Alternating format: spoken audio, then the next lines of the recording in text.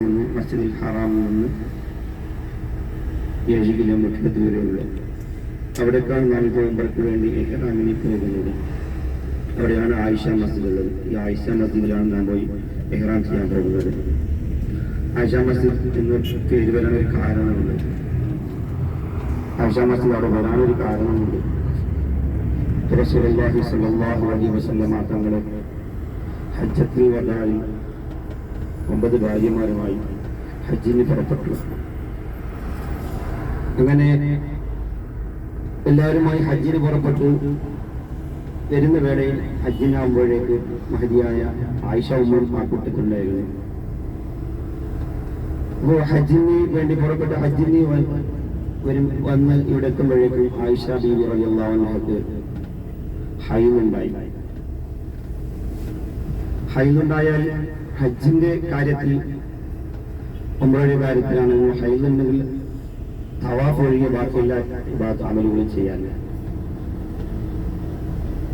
അങ്ങനെ മീന കഴിഞ്ഞ് അറഫയിലിരുന്നു. അറഫയിലേക്കൊന്നും ഹൈലൊന്നും ബാധകമല്ല. അപ്പൊ അറഫ കഴിഞ്ഞെല്ലാം കഴിഞ്ഞ് ഹൈല് ശുദ്ധിയായപ്പോൾ തവാഫും ചെയ്ത് ഹജ്ജും പൂർത്തിയായി. അപ്പോഴേക്കും യാത്ര തിരിക്കാൻ സമയമായി.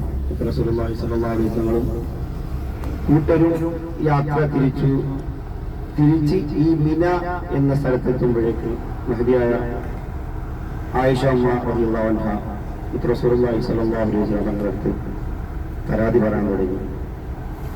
കാരണം എൻ്റെ കൂടെ വന്ന എല്ലാ ഭാര്യമാരും ഹജ്ജും ചെയ്ത് ഉംറയും ചെയ്ത്, പക്ഷെ എനിക്ക് ഉംറ ചെയ്യാൻ പറ്റിയിട്ടില്ല.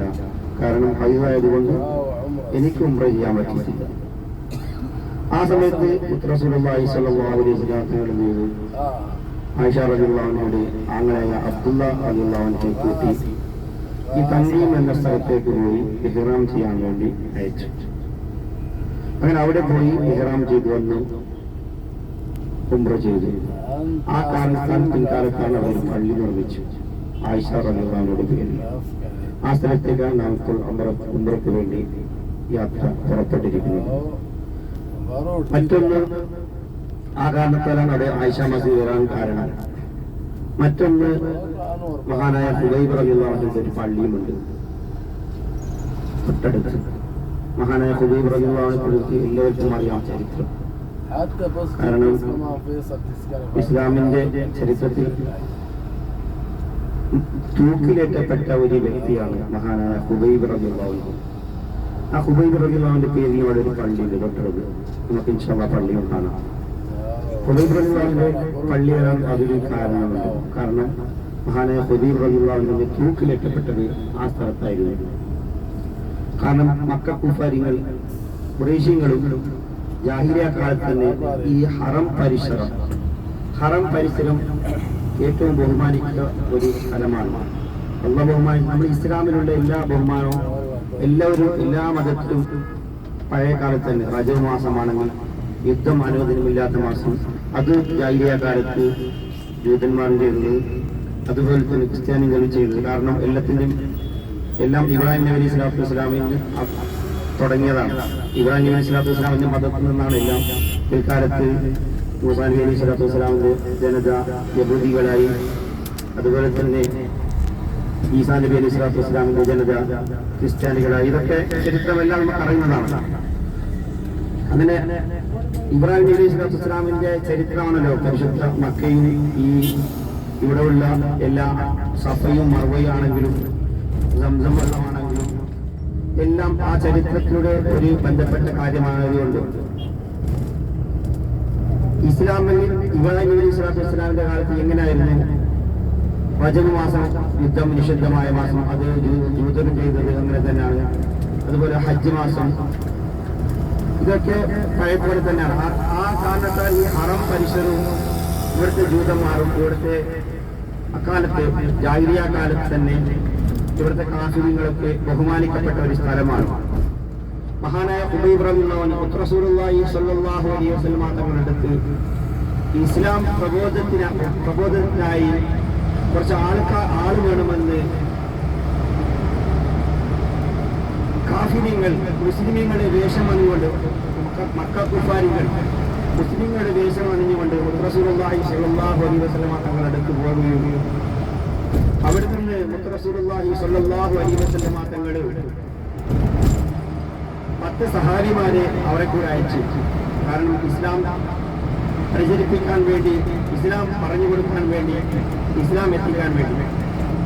അങ്ങനെ ആ സമയത്ത് അതിൽ ഹുബൈബ് റളിയല്ലാഹു അൻഹു ഉണ്ടായിരുന്നു. അങ്ങനെ ഹുബൈബ് റളിയല്ലാഹു അൻഹു അവരെ ഇതിന് 10 പേരും കൂട്ടിക്കൊണ്ട് ഈ പട്ടാളക്കാരെ ഈ കാഫിറുകൾ വന്ന് പകുതിയിലെത്തുമ്പോൾ ഇവരെ ചതിക്കാൻ തുടങ്ങി. ഇവരെ ചതിച്ചു, എല്ലാവരെയും വെട്ടി, എല്ലാവരും വധിച്ചു കളഞ്ഞു. ആ മഹാനായ ഹുബൈബ് റളിയല്ലാഹു അൻഹു ഒരു മലയുടെ മുകളിൽ കയറി. അങ്ങനെ ഹുബൈബ് റളിയല്ലാഹു അൻഹു താഴെ വിളിച്ചു. നീ താഴെ ഇറങ്ങി വന്നാൽ നിന്നെ വധിക്കില്ല എന്ന് പറഞ്ഞപ്പോൾ ഹുബൈബ് റളിയല്ലാഹു അൻഹു താഴെ വന്നു. താഴെ വന്നപ്പോൾ ഹുബൈബ് റളിയല്ലാഹു അൻഹു പിടിച്ചുകൊണ്ടുപോയി ആ കാഫിറുകൾ മക്കയിലേക്ക് വന്നു. മക്കയിൽ ഹുബൈബ് റളിയല്ലാഹു അൻഹുവിന്റെ ആ ബദർ യുദ്ധത്തിൽ വധിച്ച വ്യക്തിയുടെ പേരിൽ ഓർമ്മയില്ല. അവരുടെ പിതാവിനെ വധിച്ചിട്ടുണ്ട് മഹാനായ ഹുബൈബ് റളിയല്ലാഹു അൻഹു. അതിന്റെ പക വീട്ടാൻ വേണ്ടി ഹുബൈബ് റളിയല്ലാഹു അൻഹുവിനെ അവരുടെ മക്കൾ വില കൊടുത്ത് വാങ്ങി.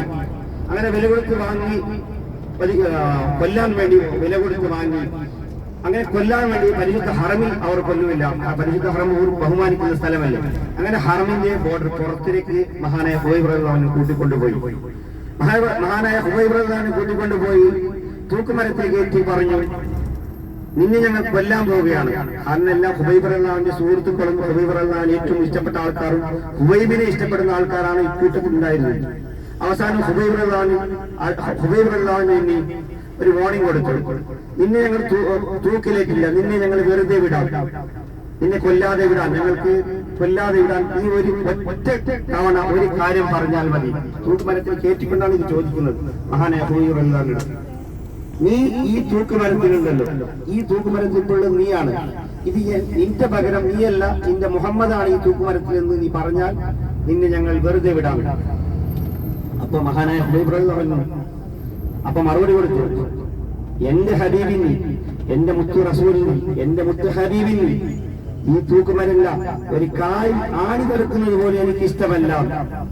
കാരണം റസൂലുള്ളാഹി സ്വല്ലല്ലാഹു അലൈഹി വസല്ലം ഒരു കാലിൽ ആണി ധരിക്കുന്നത് പോലെ എനിക്ക് ഇഷ്ടമല്ല. അത്രയ്ക്കും സ്നേഹിച്ച ഒരു വ്യക്തിയാണ് മഹാനായ ഹുബൈബ് റളിയല്ലാഹു അൻഹു. അങ്ങനെ അവിടെ വെച്ച് മഹാനായ ഹുബൈബ് റളിയല്ലാഹു അൻഹു തൂക്കിലേറ്റി. അവിടെയാണ് ആ സ്ഥലത്ത് ഇപ്പോ അത് പരിശുദ്ധ ഹറമിൽ നിന്ന് പുറത്താണ് തൂക്കിലേറ്റ് എങ്കിൽ നേരെ തൊട്ടി പുറത്ത് ഹറമിനകത്ത്, ഹറം ബോർഡറിനകത്ത് ഇപ്പോ ഹുബൈബ് റളിയല്ലാഹു അൻഹുവിന്റെ പേരിൽ അവിടെ ഒരു പള്ളി നിർമ്മിച്ചിട്ടുണ്ട്. ആ സംഭവങ്ങളൊക്കെ നടന്ന ഒരു സ്ഥലമാണ്. ഇൻഷാ അല്ലാഹ് നമുക്ക് പള്ളിയിൽ ഇറങ്ങാൻ പറ്റില്ല, നമുക്ക് ബസ്സിൽ പോകുമ്പോൾ ഇൻഷാ അല്ലാഹ് നമുക്ക് ആ പള്ളി ഒന്ന് കാണാം ഇൻഷാ അല്ലാഹ്. ഈ പരിശുദ്ധ മണ്ണിൽ പല സ്ഥലങ്ങളിൽ പല പല ചരിത്രങ്ങളുണ്ട്. എല്ലാം ഇൻഷാ അല്ലാഹ് ഈ മറ്റന്നാളും നമുക്കൊരു യാത്ര ഉണ്ട് നടന്നുകൊണ്ടുള്ളത് സിയാറത്ത്. അതിലും ഇൻഷാ അല്ലാഹ് നമുക്ക് ചില സ്ഥലങ്ങൾ സന്ദർശിക്കാറുണ്ട്. റബ്ബ് സുബ്ഹാനഹു വ തആല നമ്മളെ സിയാറത്ത് കബൂലാക്കുമാറാകട്ടെ. നാം ഇവിടുന്ന് വിട്ടുപിരിയുമ്പോൾ നമ്മെ പ്രസവിച്ച മക്കളെ പോലെ ആക്കി തീർക്കുമാറാകട്ടെ. ആമീൻ. برحمتك يا ارحم الراحمين والحمد لله رب العالمين.